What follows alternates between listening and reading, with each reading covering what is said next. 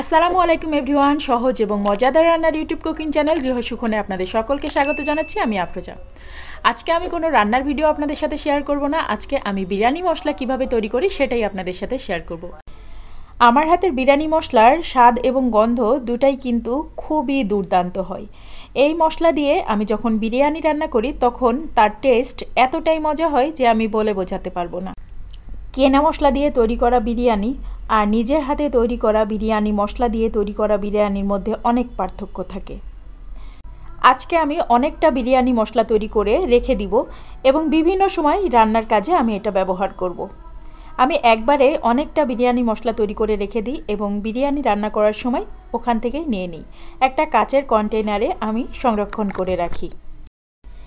এখানে বিরিয়ানি মশলা তৈরি করার জন্য আমি বড় এলাচ নিয়েছি 17 থেকে 18টি, জয়ফল নিয়েছি 4টি, পোস্তদানা নিয়েছি 2 টেবিল চামচ, এলাচের ফল নিয়েছি 25 থেকে 30টা, সাদা গোলমরিচ নিয়েছি 2 টেবিল চামচ, কালো গোলমরিচও নিয়েছি 2 টেবিল চামচ, জয়ত্রী 2 টেবিল চামচ, শাহি জিরা 2 টেবিল চামচ, জিরার গুঁড়া হাফ কাপ, দারুচিনি গুঁড়া 1/3 কাপ, লাল মরিচের গুঁড়া হাফ কাপ, তেজপাতা 10 থেকে 12টা।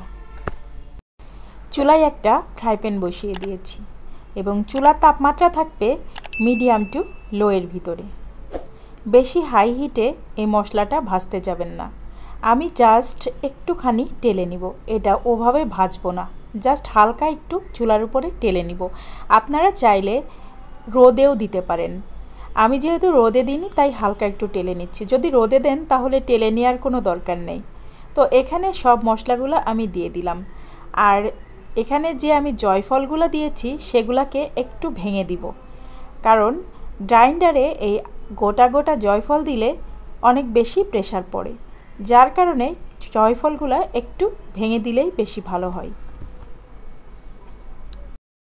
বিরিয়ানি মশলাগুলো আমরা বেশিরভাগ সময় বাইরে থেকে কিনে খাই, বাট বাসায় একবার তৈরি করে দেখবেন, এরপরে কিন্তু আপনি আর বাইরের বিরিয়ানি মশলা খাবেন না।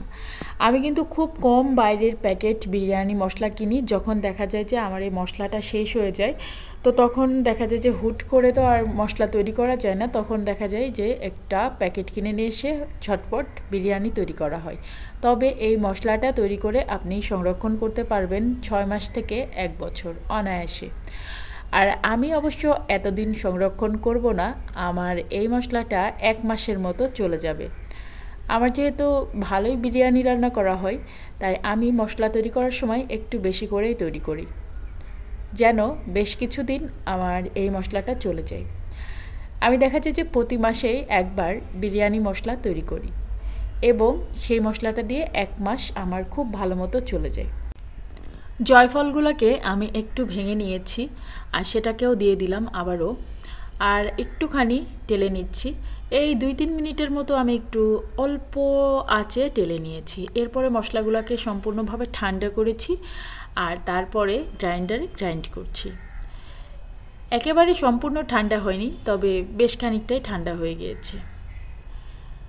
আপনারা গ্রাইন্ডার বা ব্লেন্ডার যে কোনোটাতেই এভাবে করে গুঁড়া করে নিতে পারেন।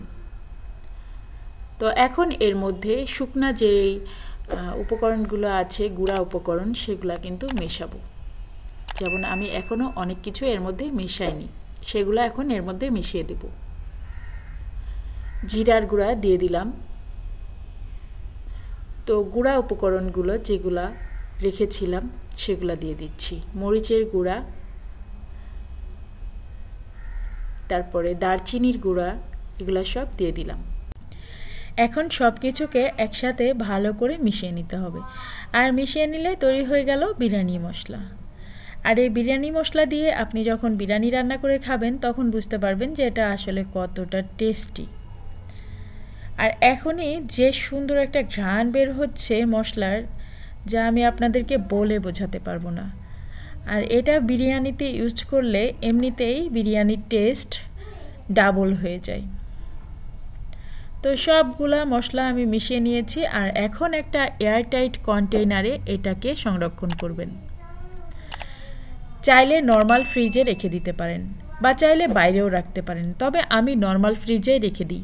বিরিয়ানি মশলাটা আমি কাচের জারের মধ্যে তুলে নিব এবং মুখটাকে শক্ত করে বন্ধ করে নিয়ে এটাকে আমি নর্মাল ফ্রিজে রেখে দিব। আর মশলাটা সম্পূর্ণ ঠান্ডা হওয়ার পরেই বয়মে ভরে নেবেন। সম্পূর্ণ ঠান্ডা হওয়ার পরে আমি বয়মে ভরে নিচ্ছি। ভিডিওটা ভালো লাগলে অবশ্যই ভিডিওটা বেশি বেশি করে শেয়ার করে দিবেন ফ্যামিলি এবং ফ্রেন্ডসদের সাথে। আর অবশ্যই চ্যানেলটাকে সাবস্ক্রাইব করে দিবেন। পাশে থাকা বেল আইকনে একটা প্রেস করে দিবেন, এতে করে আমি যে কোনো ভিডিও দিলে তার নোটিফিকেশন আপনার কাছে পৌঁছে যাবে আর সহজে আপনি আমার নতুন ভিডিওটা দেখে নিতে পারবেন। আর যারা ফেসবুক পেজ থেকে আমার ভিডিওটা দেখছেন, পেজটাকে ফলো করে দিবেন এবং ভিডিওটাতে একটা লাইক দিয়ে দিবেন, এতে করে আমি যে কোনো ভিডিও দিলে তার নোটিফিকেশন আপনার কাছে পৌঁছে যাবে আর সহজে আপনি আমার নতুন ভিডিওটা দেখে নিতে পারবেন। তো আজকের মতো ভিডিওটা শেষ করছি। দেখলেন তো আমার মশলা তৈরি হয়ে গেল, আর এই মশলা দিয়ে আমার অনেক দিন বিরিয়ানি তৈরি করা হবে। 1 মাস আমার খুব ভালো মতো চলে যাবে। আমি এখন এটাকে নর্মাল ফ্রিজে রেখে দিব। তো আজকের মতো আল্লাহ হাফেজ। সবাই ভালো থাকবেন, সুস্থ থাকবেন, নিরাপদে থাকবেন। আমার বাচ্চাদের জন্য সবাই বেশি বেশি দোয়া করবেন, আমার পরিবারের জন্য সবাই বেশি বেশি দোয়া করবেন। আল্লাহ হাফেজ।